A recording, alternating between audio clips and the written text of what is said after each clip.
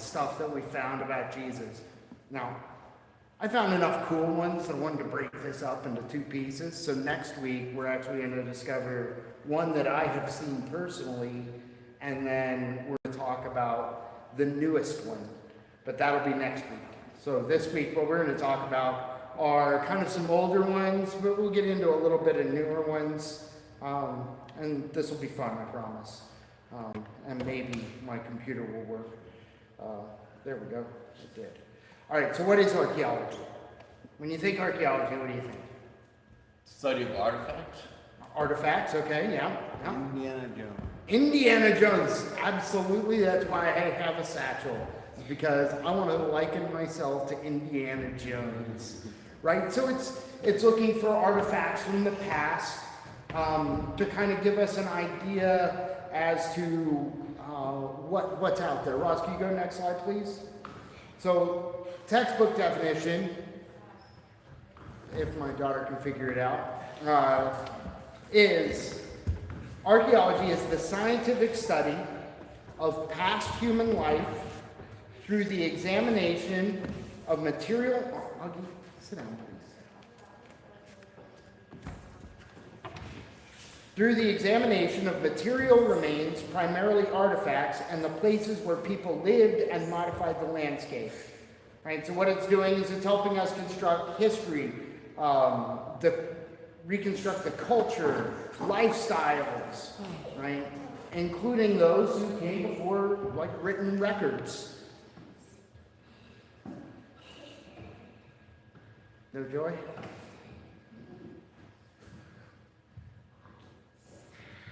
Maybe you got to be on the screen, I don't know. Or maybe it's frozen and we're going to be stuck there. All right, so it's also frozen on my screen. All right, so some of the things that people find, right? What are some of these things?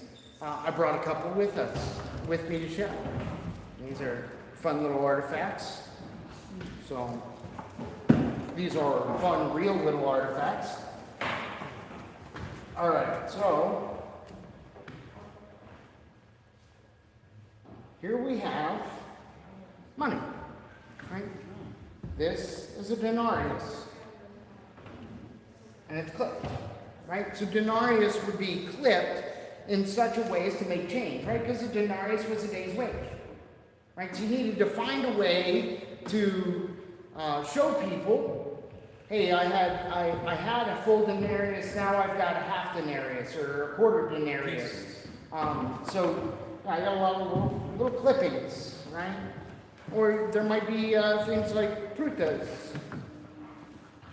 or other coins, right? So little coins that people were able to use to make change and things of that nature.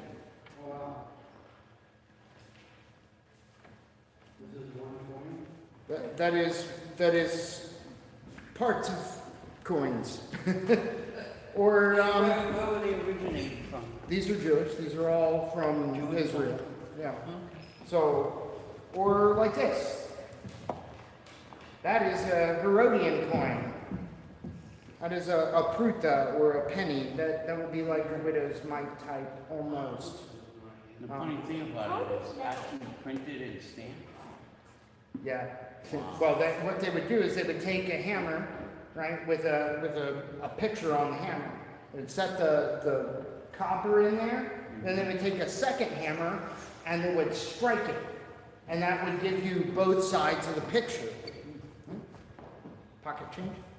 There's another. What is that made out of? So those, I'm not sure what they are, tin or silver, either one, but that is copper. And that's Herod. That's from Herod the Great. It had to be malleable. Right. It's got to be something malleable. That's all. They're different coins, but yes. So coins, that's one thing that people might find. How about games? We don't think games. You're not going to find games. Tools. That's a game? Oh, that's a die, you said. Yeah, look at that. It's amazing. That is a first century Roman dice. So when we read in the Bible that they were gambling for Jesus' clothes. Is it wood? No, it's metal. Uh-huh. It's a metal dice. Wow. So when we read that they were gambling for Jesus' clothes, it's back there. I put it back there because it didn't work. What they had is there was a game called Tali and Tesseract, right? So with Tali, there would be 4-sided dice, so pyramids, right? And with Tesseract, it would be 6-sided dice, and they would have multiple of them, and they would go until they rolled the same numbers. And it was all meant to be able to verify that it was the age. They used to, Cast for X, I think. Okay, got it. It just like Sammy. So yeah, dice, that would be another thing, right? One of the things that they actually use to date when a dig is from, right? So they're doing archaeology, they're at a dig site, and they're trying to date when it's from. They'll use coins, but more often than not, they're going to use something like pottery, right? Because pottery changes over time, right? Art styles change, just like we see in our own culture, right? You look at a piece of art from the 1500s, it doesn't look like something from the 1700s or the 2000s, right? So art changes over time. Pottery was kind of a way of doing art, right? Seals, like not or seals, but like a seal for a document that you would stamp something, Like wax. like a wax seal, but only it's the thing that you would use to make the wax seal, right? Called a bulla, right? That's largely what they're called in that context, is a bulla. These would be used to date that time. Another one that gets used a lot is tombs. They'll find burial sites. We're going to talk a little bit about those because some of them play into what we know contextually about the New Testament, like Bethlehem. It wasn't just this hole in the wall full of nobodies, but there was actually a rich area around it of tombs, of high-profile, high-ranking individuals. There's a lot more things that'll be found, right? So biblical archaeology, it's that same study of the material culture and archaeological sites to understand the Bible, aiming to understand people, cultures, and history of the biblical world. It uses archaeological evidence to contextualize biblical texts, provides insights into the lives of biblical figures, and explore the historicity of biblical events. It's much cooler. It's awesome to say that they gambled for Jesus' clothes, right? Because that is a Old Testament prophecy. Much cooler when you can hold a Roman dice and go, they were rolling 3 of these. It's like Yahtzee. They were basically playing Yahtzee for high schooler. That's what they were using to gamble for Jesus' clothes. That's pretty cool to be able to kind of contextualize that and go, wow, Mars beats Pluto. Pluto beats nothing. Right? That would be all ones would be Pluto, and so on and so forth. So this is from Jewish archaeologist Nelson Glueck. He says, as a matter of fact, however, it may be categorically stated that no archaeological discovery has ever controverted a biblical reference.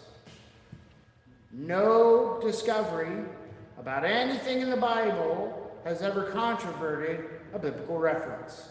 In other words, archaeology didn't have to prove the Bible's account of history, but it did prove it. Archaeology can remain silent.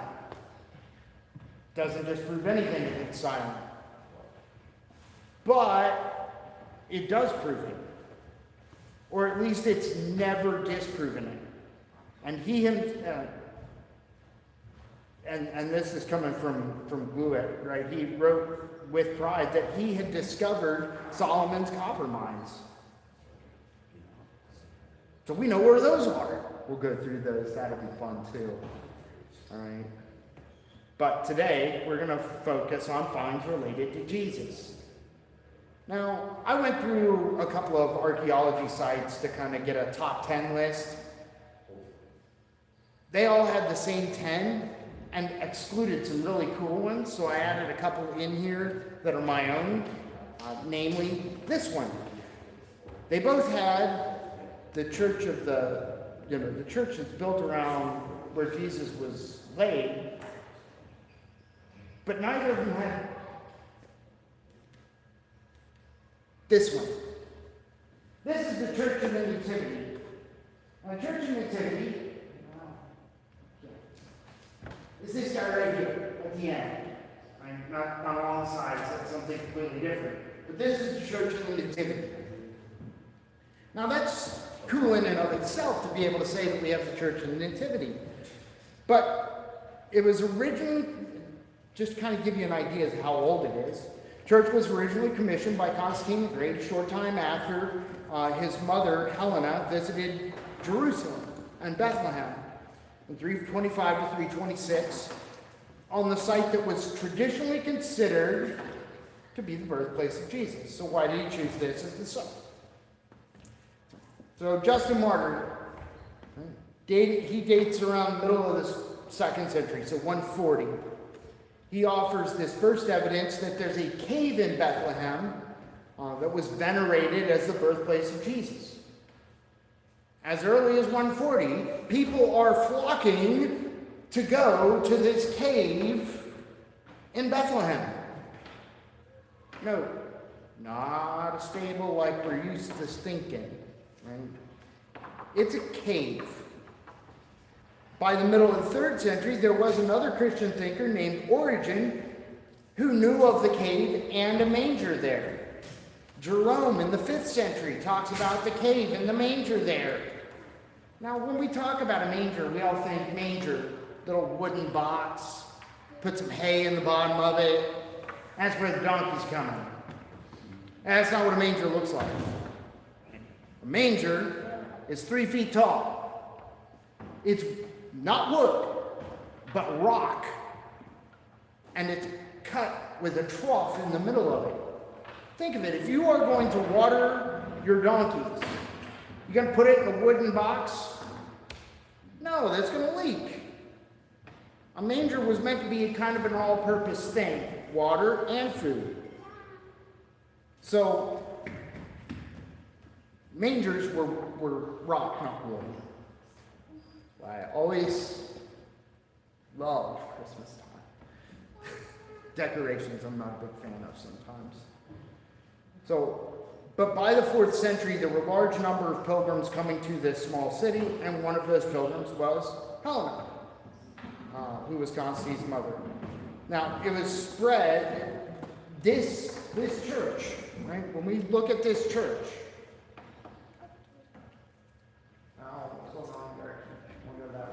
this church was spared during the Arabian takeover of Israel because on the side of it were painted the Magi in Arabian garb. So that's why it was spared. Pretty cool to think of. Then we got this guy. He's pretty neat. This is a Galilean fishing boat found in the Sea of Galilee. Nice. This is, they call it St. Peter's boat. Okay? Now, the Galilee boat, known as the Jesus boat or Peter's boat, is an ancient fishing boat from the 1st century, discovered in 1986 on the northwest shore of the Sea of Galilee in Israel. The remains of the boat show it to have been about 27 feet long, 7.5 feet wide, and a maximum height of about 4.5 feet. Right? But it appeared during a drought when the waters of the sea had receded some. It brought some of that silt. This was exposed. So this isn't likely the disciples' actual boat. As cool as that would be, probably not actually their boat. However, this is what a 1st century boat would look like. Size, shape, material. Think about it. Jesus taught on one of these. And cast away, and he's preaching on one of these. That's pretty cool. He's catching fish with his friends on one of these. He takes a nap in that thing. But now you see how easy it would be for a storm to bring up waves over the top of that thing? 4.5 feet tall. Yeah, Yeah, it's, that doesn't take much, right? So if you're in the middle of the lake, let's say the lake is 75 feet deep, and a storm rises up and you get about 5 to 6 foot swells on that thing, it's not gonna be comfortable. You're rocking and rolling. Oh yeah, you're rocking and rolling big time. And so it kind of contextualizes these stories that we see, right? We're able to see these stories a little differently because we can see these pictures and go, wow, wait a second. That is a neat boat. I'm going on a direction now. I gotta get used to this. All right. Next one is the Pool of Siloam. So, excavations commenced and confirmed the initial supposition. Right? The find was announced on August 9th, 2005. And obviously, everybody took off with this, right? The Pool of Siloam, that's a big deal. That's a huge story. Because up until 2005, do you know what we knew about the Pool of Siloam? Nada. This is cool. You got 5 steps leading into it, and then it just kind of gradually gets deeper, and then it kind of drops off a little bit. You get to that middle section. that's out in Jerusalem, or? Yeah, this is Jerusalem. It's a pool? Yeah. It's stone lined, but underneath there was an earlier version that was merely plastered, right, to help it retain water and stuff. Coins from the reign of Alexander Jannaeus were found embedded in the plaster lining and therefore do give us the earliest date for the pool's reconstruction. So we know when this pool was around. We know what this pool did. We could see the beggar, the blind man, waiting for somebody to help him, just as we find I mean, that's a in big the Bible on John 9. People kept getting in his way, he couldn't get there. No, this is, they saw this guy blind from birth. Yeah. The disciples did. And they said, who sinned? This man or his parents that he would be born blind? Jesus answered, it was neither this man's sin nor his parents, but it was so that the works of God might be displayed in him. We must work the works of him who sent me, as long as it is day, night is coming when no one can work. While I am in the world, I am the light of the world. When he had said this, he spat on the ground, made clay of the spittle, and applied the clay to his eyes, and said to him, go wash in the pool of Siloam, which means sent. So he went away and washed and came back seeing. And everybody was like, wait a second. Weren't you the one who was blind and used to beg? And he's like, yes, I am. And then they got mad because Jesus did something with a guy who used to be blind. Temple steps. Cool. These are cool. Right, if you ever get a chance to go up to the Museum of the Bible, do that. That is cool. Because if you go up to the 5th floor and you go into the room and you look to your left, there is a piece, a block from the temple. And it's what they call an interactive exhibit, meaning they want you to put your hands on it, to touch this piece of the temple that we find from when Jesus was preaching, and he goes, no stone will be left on one another. Now, we have the temple steps. Those are pretty cool. We also have the rules of the temple that said, Gentiles, you better not enter temple proper on punishment of death. We even have the street outside the temple with temple blocks on the street from when the temple was destroyed in 70. That's a pretty cool finds right there. Right, so let's talk about that inscription. I'm going to pull it up. So Josephus, and he tells us that between the inner and outer courts of the temple precinct was a wall where there was a warning sign in Greek and Latin that forbade foreigners from going beyond that point on pain of death. And they were like, this doesn't exist. And yet there it is. Greek and Latin. Do not enter on pain of death. So in 1871, they found a limestone slab with a 7-line warning inscription that was described by Josephus. Jesus and his disciples would have walked past these warning inscriptions many times as they're going into the temple. That's pretty cool to think that, hey, Jesus saw this stuff. Right? This is another cool one. Caiaphas ossuary. Do you know what an ossuary is? It's a bone box. Oh, wow. So what they would do is they were waiting. Casket? No, it's a bone box. So what they would do is like when they prepared Jesus, they laid him on the slab. They would leave them there for about a year. And then they would collect the bones and put them in a bone box or an ossuary.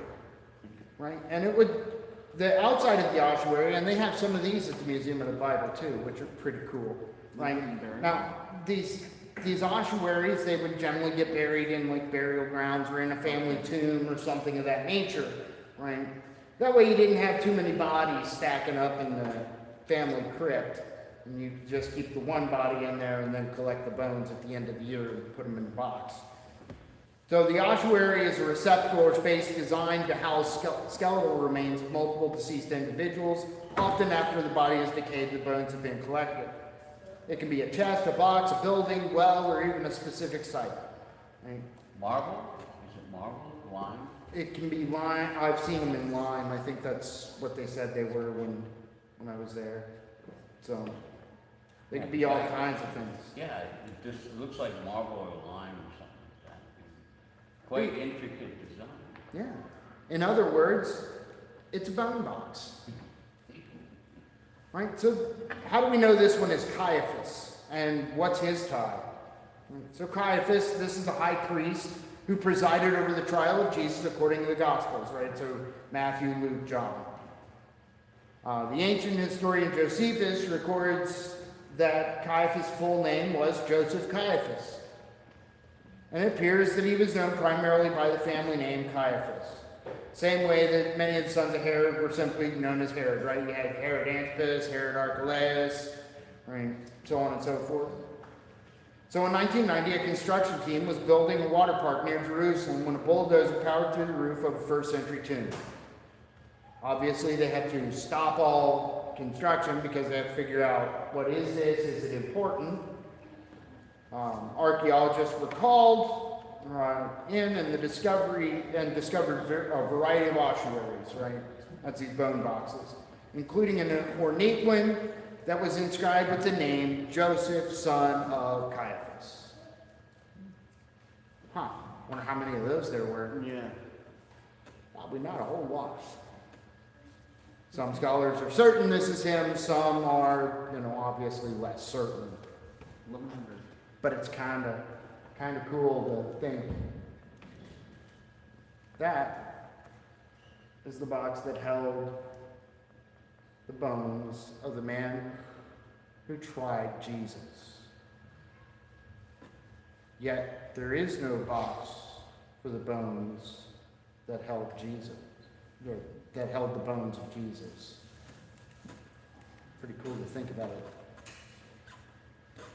All right, so synagogues, right? There was this assumption for a long time that synagogues were kind of a made-up thing. They hadn't really found any first century synagogues. It was a later thing, so thus the Gospels must have been written later. So this is the White Synagogue, also known as the Synagogue of Jesus, because it's in a little town called Capernaum. If I can get it together. So Matthew records that Jesus went through all of Galilee, teaching in their synagogues, proclaiming the gospel of the kingdom. Right? Matthew 4:23. Luke states that Jesus' custom was to go to the synagogue on the Sabbath. Right? Luke 4:16.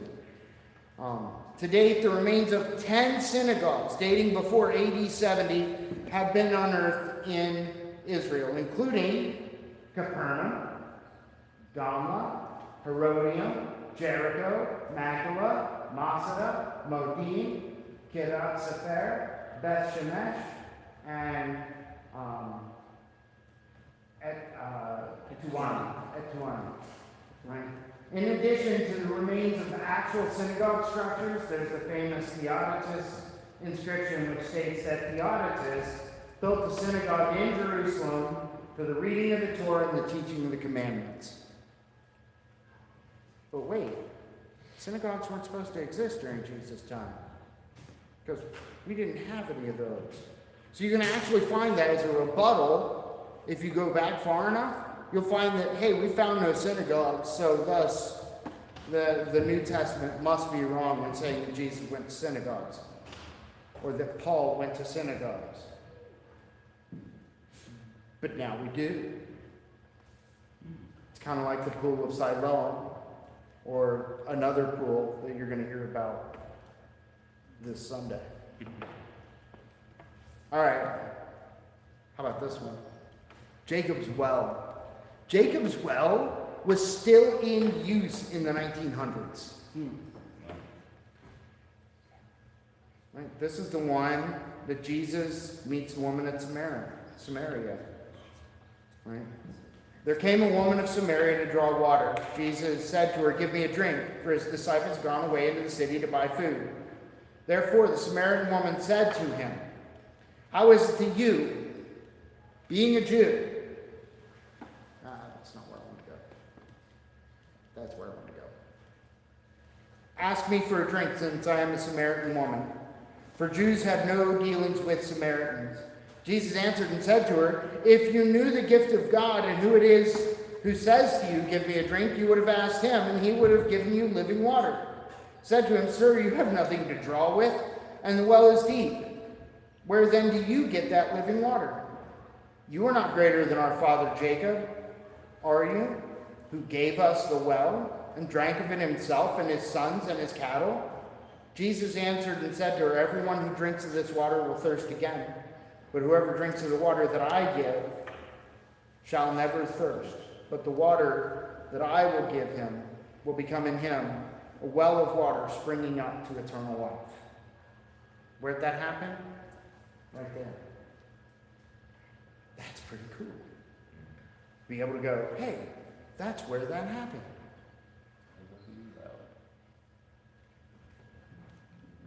Another one that was found is this one. This is a clay tablet. This is the Nazareth inscription. Nazareth inscription is an edict from Caesar. Not from somebody else. It's from Caesar. Not on behalf of Caesar, not because of Caesar, but from Caesar. Inscribed on a marble slab, which imposes the death penalty in Israel for anyone caught moving bodies from family tombs, and specifically sepulchre sealing tombs, such as the one Jesus was buried in. It was acquired by Wilhelm Frohr in 1878 and recorded that it came from Nazareth, and eventually translated and published by French scholar M. Franz Cumont in 1930. Greek inscription likely dates to the reign of Claudius and appears to be directed at a Jewish audience. So here's a Caesar writing to Jewish people as it's reaching his ears. Remember, Claudius is the one that expelled the Jews from Rome because of the Christians. It is quite extraordinary that Caesar would feel the need to make such a pronouncement. Right? It was common in antiquity for grave robbers to plunder tombs, steal valuables, but never the bodies. So why was he worried about the bodies? Well, Caesar just heard about these Christians, and they believed that, hey, Jesus had risen. But the Jews, they said exactly what Matthew says that they're going to say. That the disciples stole the body. So as he hears this, he puts this out. Kind of interesting.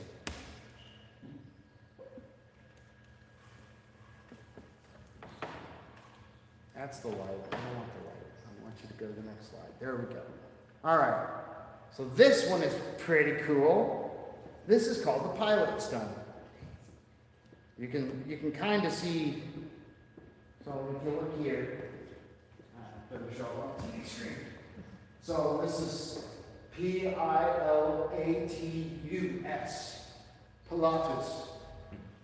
Right? If you read in ancient Roman sources, he is referred to as Pontius Pilatus. Pontius Pilate. So the Pilate stone is a limestone block bearing an inscription that mentions Pilate as the prefect of Judea from around 26 to 36 AD. It was discovered in Caesarea Maritima in 1961. It offers one of the few contemporary non-biblical archaeological pieces of evidence that mentions Pilate, the governor who presided over Jesus' trial and crucifixion. This was the first mention of Pilate in an archaeological source. Yes, we had him in writings, right? Not just Christian writings, but also Greek or Roman writings.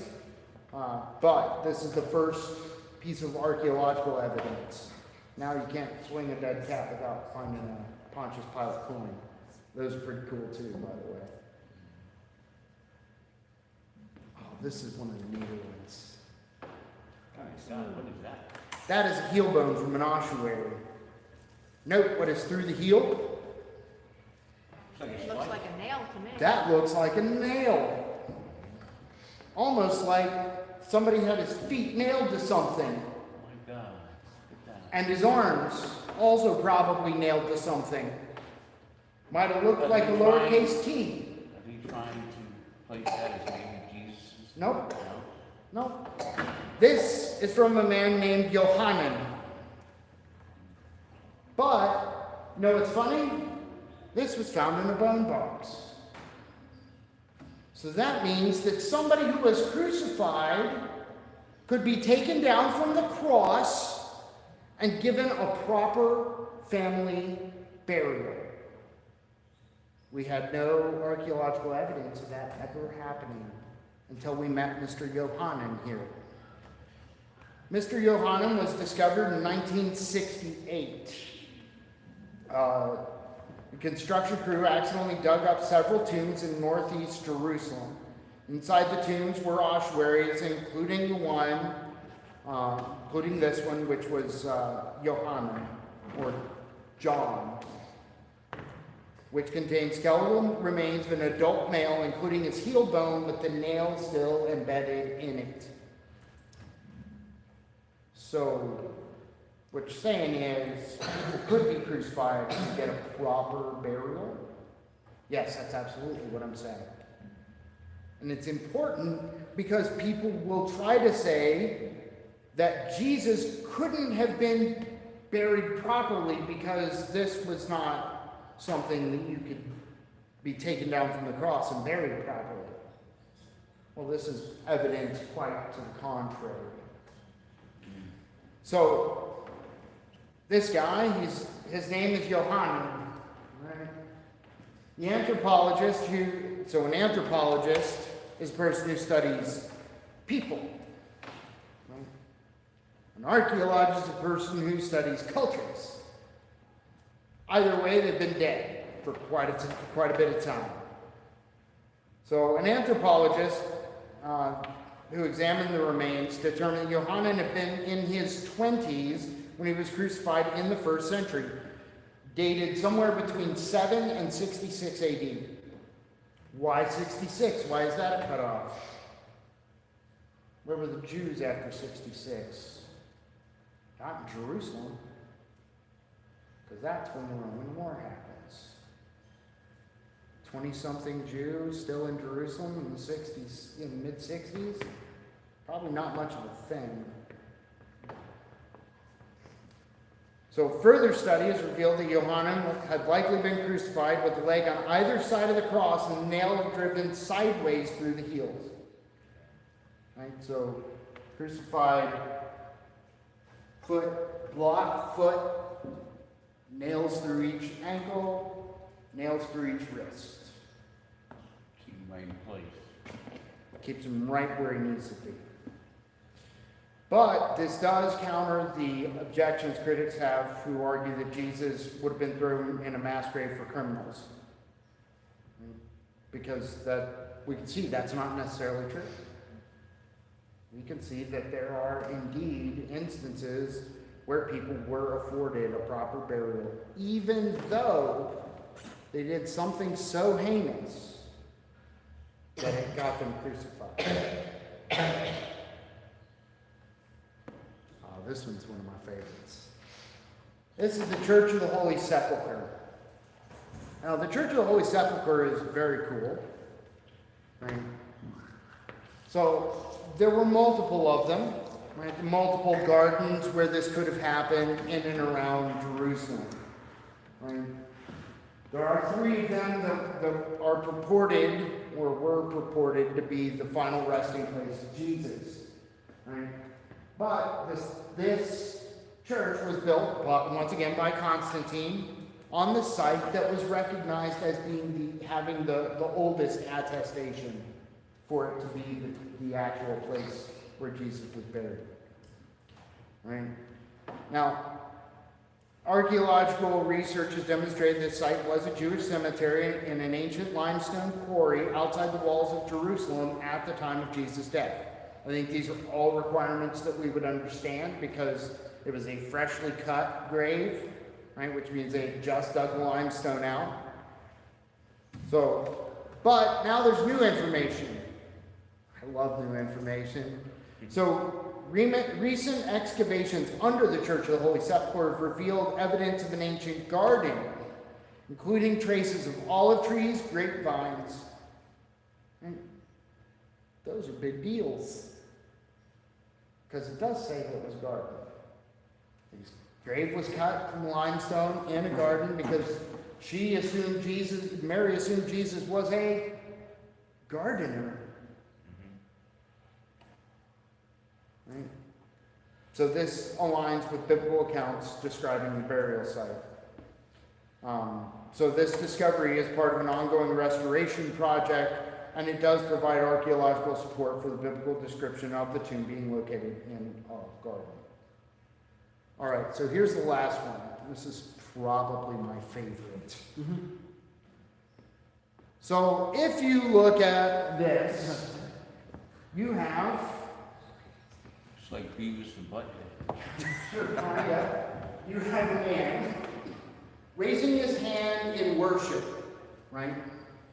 Raising his hand in worship. Crucifixion, right? You see the cross.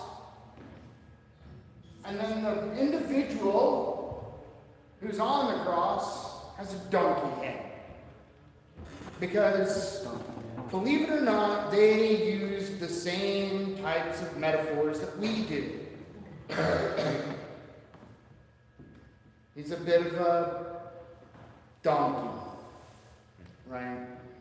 Now, the words are very important here. The words say Alexamenos, so Alexamenos,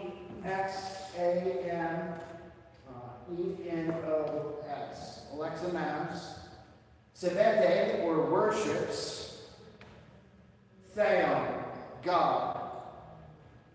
Alexamenos worships his God. How many gods were crucified in the 1st to 2nd century? That would be a goose egg unless you count one.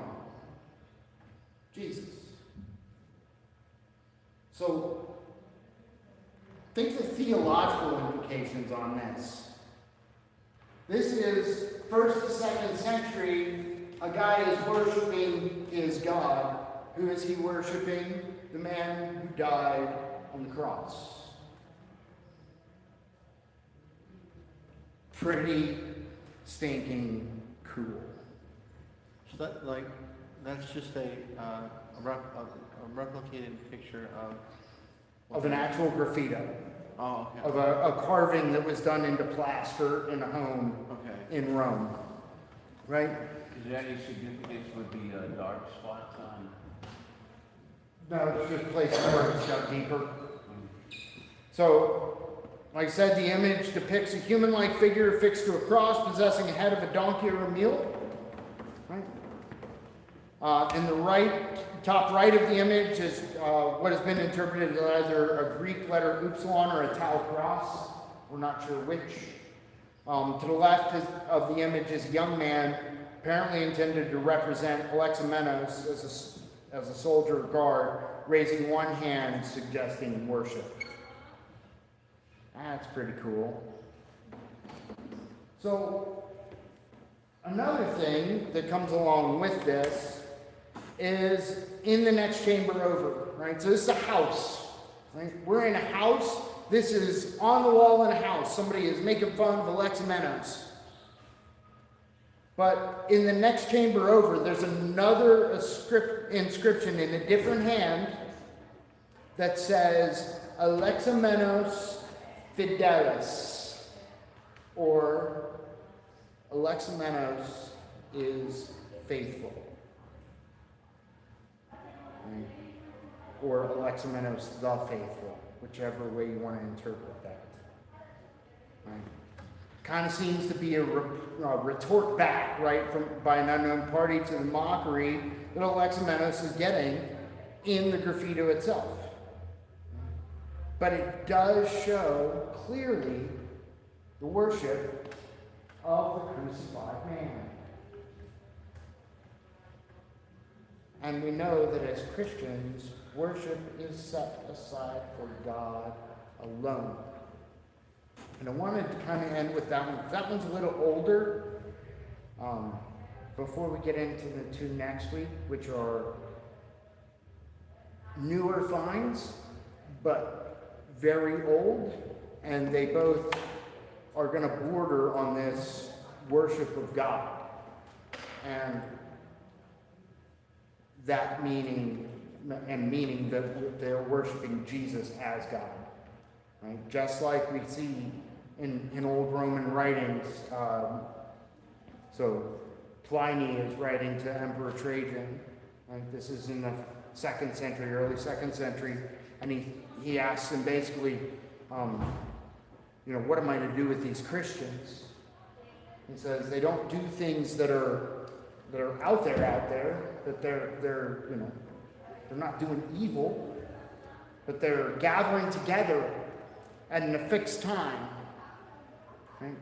Meaning on a day before the sunrise, and they are, singing psalms to Christ as to God. They're worshiping Jesus as God. So we see that not just in writings in the Bible, but also outside of the Bible, and even in this. Right? We kind of have to infer that that's who he's worshiping. But next week, what we're going to look at is two that are very, very clear. That Jesus is indeed being worshipped as God by the earliest of Christians. All right, question?